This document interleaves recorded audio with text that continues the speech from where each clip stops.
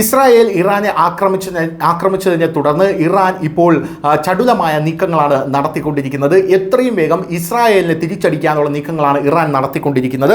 ആക്രമണങ്ങൾക്ക് ഇസ്രായേലും യുഎസും കനത്ത വില നൽകേണ്ടി വരുമെന്നാണ് ഇറാൻ സൈനിക വക്താവ് ഇപ്പോൾ പറഞ്ഞിരിക്കുന്നത്. പ്രധാനമായും ഇസ്രായേൽ എന്നതിലുപരി ഇറാൻ ലക്ഷ്യം വെക്കുന്നത് അമേരിക്കയാണ്.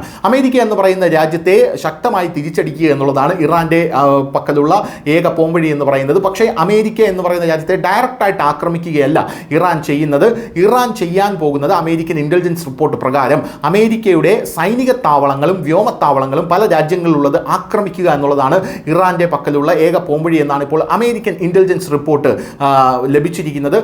അത് പ്രകാരം ഇപ്പോൾ അമേരിക്കയുടെ സകല അതായത് മിഡിൽ ഈസ്റ്റിലുള്ള സകല വ്യോമത്താവളങ്ങളും ഇറാൻ ആക്രമിക്കാൻ ഒരുങ്ങുകയാണ്.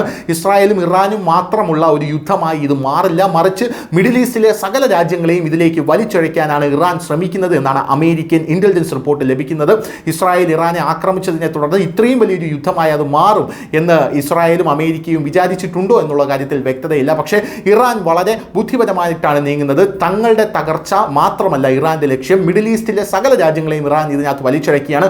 ഒരുപക്ഷെ സൗദി അറേബ്യയിലുള്ള അമേരിക്കയുടെ വ്യോമത്താവളം പോലും ഇറാൻ ആക്രമിച്ചേക്കുമെന്ന് ഇപ്പോൾ റിപ്പോർട്ടുകൾ സൂചിപ്പിക്കുന്നു. അതുകൊണ്ട് തന്നെ പ്രധാനമായും അമേരിക്ക ഇപ്പോൾ കനത്ത ജാഗ്രതാ നിർദ്ദേശമാണ് അമേരിക്കയുടെ സൈനിക താവളങ്ങൾക്ക് എല്ലാ ഭാഗത്തും കൊടുത്തിരിക്കുന്നത്.